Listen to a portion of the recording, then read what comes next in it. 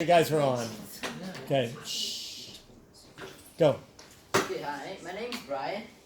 I'm Casey. I'm Chloe, and today we're talking about the solidarity. It's a Polish movement, and it's non-violent. So here we go. So, about the background info. During 1980, striking workers in Poland demanded indemnity for physical injuries and higher wages for what they were doing. So they weren't really paid enough to do what they're doing. So this escalated into a protest, a peaceful one, not a violent one. And this started at a shipyard in Gdansk on Poland's Baltic coast. So this movement was called the Solidarity, which is the movement. Thanks. So that brings us to why they went on a movement called strike. It's because there was little to no protection or compensation for the shipyard workers from harm or injury caused by their work, and there was really no security, and they didn't have insurance. So most of you know that electricians is kind of really hard job, and you get really injured. You can get injured really easily. So, but they didn't have insurance. So like when they fall down from a really big height, well, they had to pay for their own hospital bill, so they don't get really any insurances. So other than that, food prices were raised while their wages were still minimum. So they couldn't afford to feed their family. And the government denied workers to speak out and was not allowed to organize any schedule. So what this meant was it was the ordinary workers, this freedom of speech was cut out. Alright, so you might be asking, did it succeed? Yeah, of course. The government gave in to the demand, and on the October 21st, a governmental commission arrived in Gdansk. From August 30th to September 3rd, representatives of workers and electricians and the government signed an agreement for many of the workers' demands, including the right to strike. It also put the government under pressure. This put the government under pressure, and which forced the officials to agree to talk to the workers and listen to their demands. So the reason the protesters wanted to be non-violent is because they didn't want the military to fight back like how they did in 1956 during the Polish October Revolution, and demonstrations were very violent. The government would not. So the government would feel more in control of the situation if they felt like they don't have to.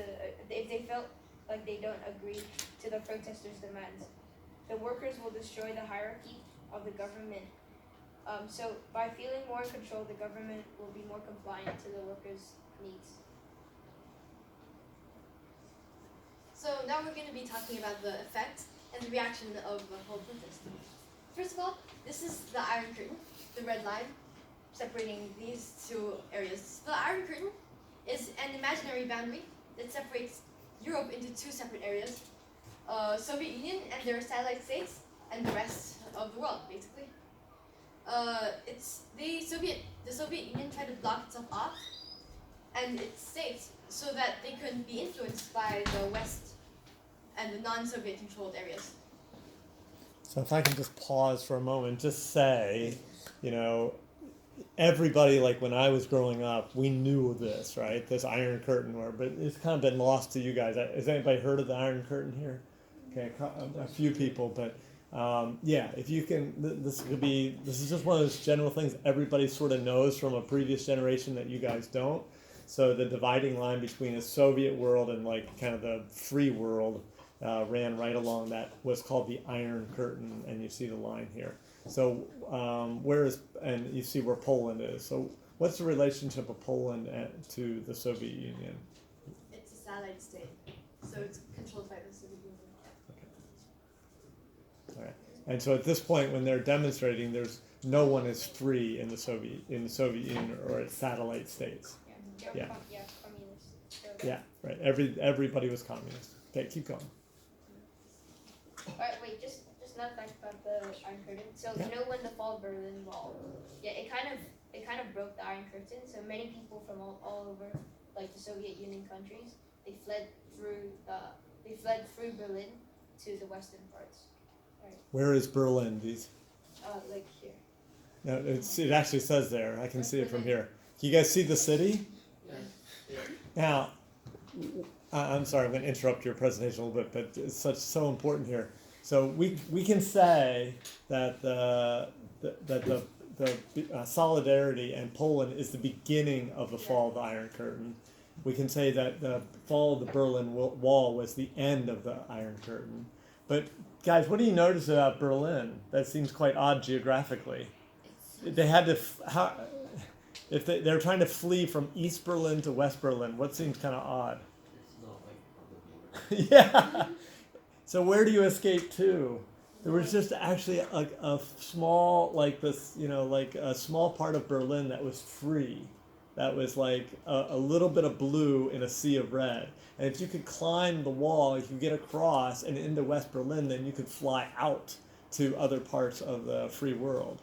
So, but it was really totally surrounded on all sides by communist country. But there was just this one. The city was divided in half. You could get to the west side of Berlin, you were quote free. Question? What do you mean it's not on the border? Okay, point to where Berlin is. Yeah. So if you escape, if you escape, you're still gonna be in the red, right? Yeah. So what it was what this map is doesn't show you is that Berlin itself had a red part and a blue part. And if you could get to the blue part of Berlin, even though the rest of the countryside was surrounded by communist, Soviet Union influence, if you get to the west side of Berlin, you could fly out and fly over the red part into Paris or London or whatever. Okay. All right. Sorry to interrupt, but I just wanted to point that out. So the government tried to censor the strike. So the media offered little coverage of the strike, and phone connections were actually cut off from Gdansk. But news got out due to Samizdat, which is that? So it's due to what? Samizdat. It's the production and distribution of illegal documents underground. They're produced by hand, and it's passed from reader to reader. And Radio Free Europe, which is a radio station that is dedicated to broadcasting where there's limited free flow of information. So the peaceful protests in Poland, like we talked about earlier, they were basically the start of the revolution, and it spread to Hungary, East Germany, Bulgaria, and Czechoslovakia, like ripple effects.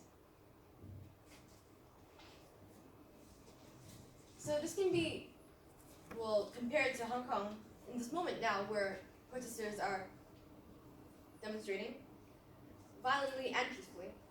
We think that protesters can change their behavior by expressing their points more respectfully and more peacefully, by not aggravating the police or anything like that.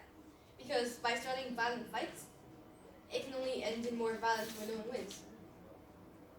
What the government should do to change their behavior is that they should just listen to the protesters' demands, and they should see what the citizens need, and don't just blindly ignore their demands.